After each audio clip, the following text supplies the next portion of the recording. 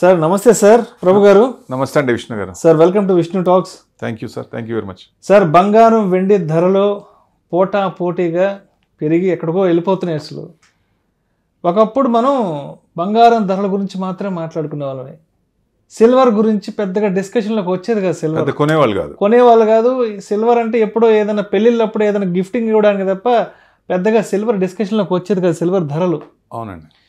ఇప్పుడేమో సిల్వర్ ఏమో ఆల్మోస్ట్ లక్షలో ఉంది, బంగారం కూడా లక్షకి చేరువయ్యేందుకు ఉత్సాహం చూపిస్తుంది.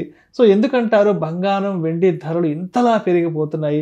అండ్ సిల్వర్ విషయానికి వస్తే ఎందుకు సిల్వర్ రీసెంట్ టైమ్స్లో విపరీతంగా అంత పెద్ద స్థాయికి వెళ్ళిపోయింది ప్రైస్ అంటారు? అండ్ ఒకప్పుడు పెద్ద డిస్కషన్లోకి వచ్చేది కాదు, బట్ ఇప్పుడు సిల్వర్ గురించి ప్రత్యేకంగా మాట్లాడుకోవాల్సి వస్తుంది. ఏంటి అసలు ప్రస్తుతం గోల్డ్ అండ్ సిల్వర్ మార్కెట్ పరిస్థితి? అంటే మన మార్కెట్ బాగున్నప్పుడు, ఎసెట్ క్లాస్లో ఈక్విటీ మార్కెట్ బాగున్నప్పుడు గోల్డ్ తగ్గుతూ ఉండేది. ఎప్పుడైతే ఈక్విటీ మార్కెట్ తగ్గుతుందో ఇంకా డైవర్సిఫికేషన్ ఆఫ్ ఫండ్స్ ఎక్కడ పెట్టాలి? ఇమీడియట్ లిక్విడిటీ కాబట్టి గోల్డ్ అంటే క్యాషే. సో ఎక్కడ పెట్టాలి? ఆల్టర్నేట్ అసెట్ క్లాస్లో గోల్డ్ ఎక్కువ చూసేవాళ్ళు.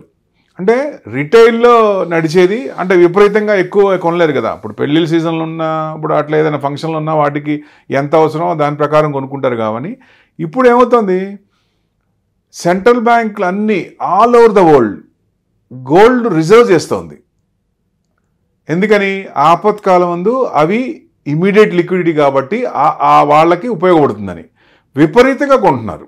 మనం కూడా లండన్లో పెట్టిన, ఎప్పుడో లండన్లో పెట్టి తాకట్టు పెట్టుకున్న డబ్బులు కూడా 100 tons తెచ్చుకున్నాం. లాస్ట్ ఇయర్ 74 tons మళ్ళీ మార్కెట్లో కొన్నాం. అంటే కొంత పర్సంటేజ్ తీసుకొచ్చి ఆ గోల్డ్ రిజర్వ్స్ అనేవి పెంచుకుంటున్నాయి. ఇది ఎవరు నేర్పించారు?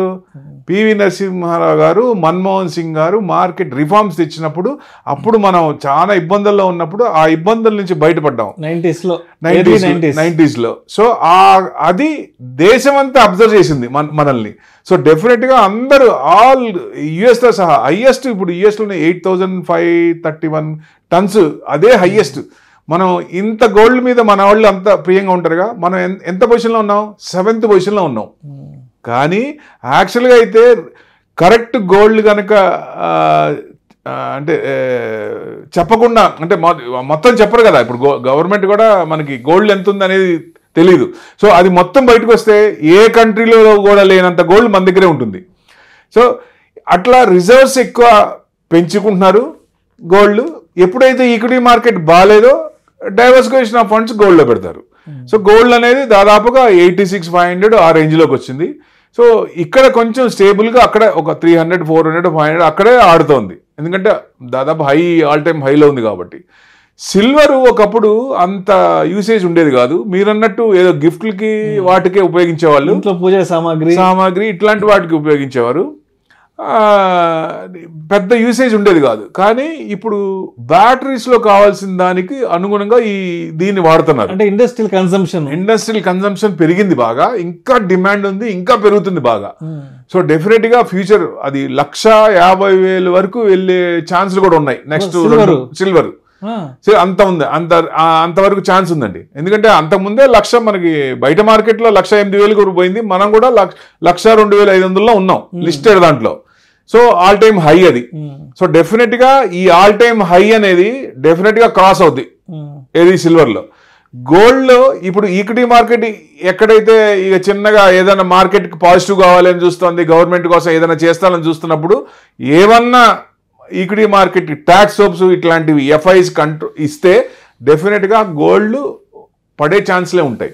అంటే ఇప్పుడు లాంగ్ టర్మ్ తీసుకుంటే గోల్డ్ కొంచెం షార్ట్లోను, సిల్వర్ బైలో ఉండొచ్చు. సో ఎందుకంటే విపరీతంగా పెరిగింది, 1,00,000 దాకా పోయిందంటే క్రైమ్ రేట్ కూడా పెరిగిపోద్దండి. చిన్న గ్రాములకే గొడవలు అయిపోతాయి. సో క్రైమ్ రేట్ కూడా విపరీతంగా పెరిగిపోద్ది. సో అంత కూడా పెరగకూడదు. బట్ ఫ్యూచర్లో అతి తొందరలో మన గవర్నమెంట్ కూడా ప్రతి ఒక్కళ్ళు, ప్రతి ఆడవాళ్ళ దగ్గర ఎంత గోల్డ్ ఉందో అది చూపించాలని ఒక స్టాట్యూట్ తెస్తున్నారు. 100% మొత్తం లాస్ట్ టైం కూడా తెచ్చారు. లాస్ట్ టైం కూడా తెచ్చితే ఆడవాళ్ళ నుంచి బాగా వ్యతిరేకత వచ్చింది. సో ఇప్పుడు నెక్స్ట్ అంటే 3rd టైం కాబట్టి ఈసారి కొంచెం వచ్చేటట్టే ఉంది. ఏదైనా కానీ గోల్డ్ కొంచెం ఇక్కడి నుంచి పెద్ద పెరగపోవచ్చు. 1 lakh వస్తుందా అంటే లిస్టింగ్ దాంట్లో 1 lakh వస్తుందా అంటే అంతవరకు రాకపోవచ్చు. మరి 88 ఆ రేంజ్కి వచ్చి మళ్ళీ కొంచెం తగ్గే అవకాశాలు ఉంటాయి. సిల్వర్ మటుకు డిమాండ్ విపరీతంగా పెరుగుతోంది. సో యూసేజ్ పెరుగుతుంది కాబట్టి ఎక్కువ కన్సంప్షన్ అవుతుంది, దానికి డిమాండ్ పెరుగుతోంది గోల్డ్ కంటే. సో ఇదివరకేమో రివర్స్ ఉండేది, ఇప్పుడు సిల్వర్కి వచ్చింది. సో సిల్వర్కి టైం వచ్చింది అనుకోవాలి ఒక రకంగా. సో సిల్వర్ ఇంకా దాదాపుగా 150,000 వరకు పోయేటట్టు అవకాశాలు ఎక్కువ ఉన్నాయండి. ట్రంప్ వచ్చిన తర్వాత మన ఈక్విటీ మార్కెట్ ఈక్విటీ మార్కెట్ పెరుగుద్ది అనుకున్నారు, గోల్డ్ పడుద్ది అనుకున్నారు. సో ట్రంప్ వచ్చిన తర్వాత మనకున్న రిలేషన్ మన సైడ్ ఉంది కానీ ఆయన సైడ్ ఎట్లా ఉండాలో మాగా అంటున్నాడు, మేక్ అమెరికా గ్రేట్ అంటున్నాడు. కానీ ఏ కంట్రీ అయినా నాకు ఒకటే, నో రిలేషన్స్, నో శత్రు, నో మిత్రు అన్నట్టుగా, ఎవరైనా నాకు ఒకటే, మోడీ గారు ఇంకెవరైనా ఒకటే నాకు అన్నట్టుగా బిహేవ్ చేస్తున్నాడు ఆయన. సో దానివల్ల ఏముందంటే టారిఫ్ వార్ నడుస్తుంది ఒక రకంగా. సో దానివల్ల కొంచెం గోల్డ్ ఇప్పుడు కొంచెం బాగా ఫ్లరిష్ అయింది అనుకోవచ్చు. ఆ భయం ఉంది కాబట్టి మార్కెట్లో. ఎప్పుడైతే ఈ టారిఫ్ వార్ అనేది కొంచెం సెటిల్ అవుతుందో ఆయన కూడా పాలసీలు కొంచెం మళ్ళీ మార్చుకొని, ఎందుకంటే కోర్టు మట్టుకెళ్ళేస్తుంది మళ్ళీ, సిటిజన్షిప్ లో వేసింది కదా.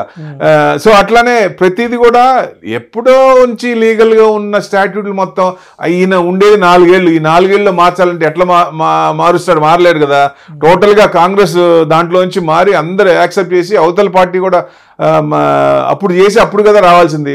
ఆయన ఇండివిజువల్ గా ఆయన తీసుకునే డిసిషన్ ఇన్స్టెంట్ గా ఏదన్నా ఇబ్బంది ఉంటుందో కానీ లాంగ్ రన్ లో మళ్ళీ అది తీసేసే అవకాశాలు ఉంటాయి. కాబట్టి గోల్డ్ తగ్గే అవకాశాలు ఎక్కువ ఉన్నాయి. సో డెఫినెట్ గా ఈ మన మార్కెట్ ఈక్విటీ మార్కెట్ యూటర్న్ తీసుకుందో అది కూడా పైనుంచి యూటర్న్ తీసుకునే 86,500 నుంచి యూటర్న్ తీసుకునే అవకాశాలు ఎక్కువ ఉన్నాయండి. Right. Thank you sir, thank you so much.